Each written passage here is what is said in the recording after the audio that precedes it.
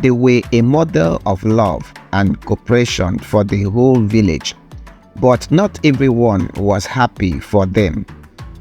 Some women who had problems with their co-wives felt jealous and bitter. They could not stand to see how Ekaette and Idara got along so well.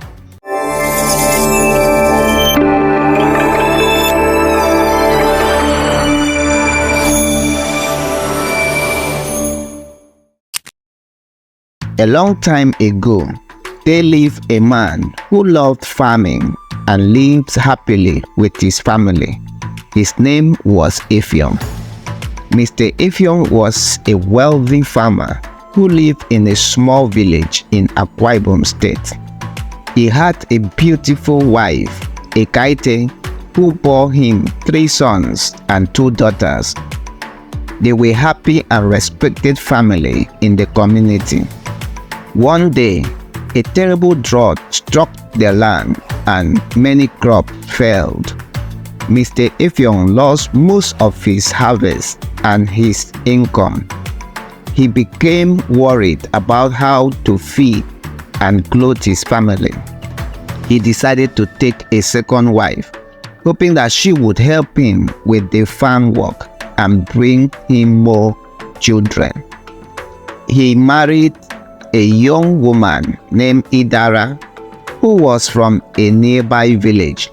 She was fair and slender, with long braids and bright eyes.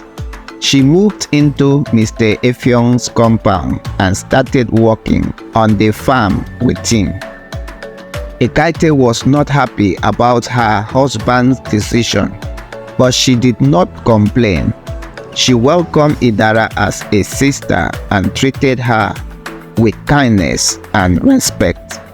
She shared her room, her clothes, and her cooking with her.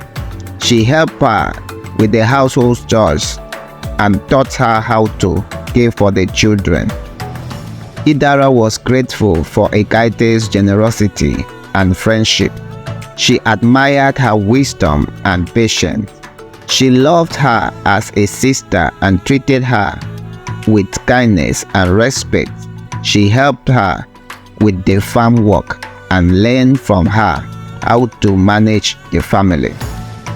Mr. Effiong was surprised and pleased by the harmony between his 2 wives. He expected them to fight and compete for his attention, but they did not.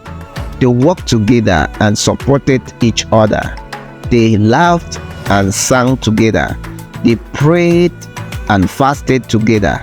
They even slept in the same bed with him without any jealousy or resentment. The villagers were amazed by the unity and understanding of Mr. Effiong's wives. They wondered what he had done to make them love each other so much. They praised him for his good fortune and his wisdom. Some men who had 2 or more wives wished they could be like him. They asked him for his secret, but he said he had none. He said it was all by the grace of God and the good heart of his wives. The drought ended and the rains came.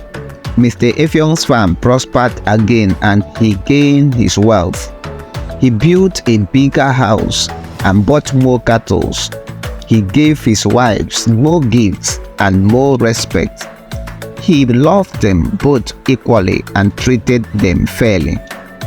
Ekaette and Idara remained faithful and loyal to their husband. They also remained close and loving each other. They bore him more sons and daughters who grew up healthy and happy. They were a blessed and envied family in the community. This is the tale of Mr. Effiong and his 2 wives who loved themselves in such a way that the village were wondering what he had done. Mr. Effiong and his 2 wives, Ekaette and Idara, lived in peace and harmony for many years.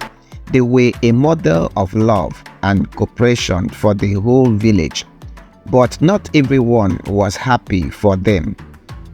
Some women who had problems with their co-wives felt jealous and bitter. They could not stand to see how Ekaette and Idara got along so well. They wished they could ruin their happiness and make them fight. One day, the women gathered at the market and plotted against Effiong's wives. They decided to spread false rumors and lies about them. They said that Ekaette was secretly planning to poison Idara and take over her husband. They said that Idara was secretly sleeping with another man and wanted to run away with him. They said that Mr. Effiong was unhappy with his wives and wanted to divorce them. They said all kinds of evil things to stir up trouble and confusion. The rumor reached the ears of Ekaette and Idara, who were shocked and hurt. They did not believe them, but they could not help feeling suspicious and insecure. They wondered if there was any truth in them. They started to doubt each other and their husband. They became distant and cold to each other. They stopped laughing and singing together. They stopped praying and fasting together. They even slept in separate rooms away from their husbands. Mr. Effiong noticed the change in his wives and was worried. He asked them what was wrong, but they did not tell him. They said they were fine, but he knew they were not. He sensed the tension and the mistrust between them. He tried to reassure them and show them his love, but they did not respond. He felt sad and helpless. The villagers saw the discord in Mr. Effiong's family and were surprised.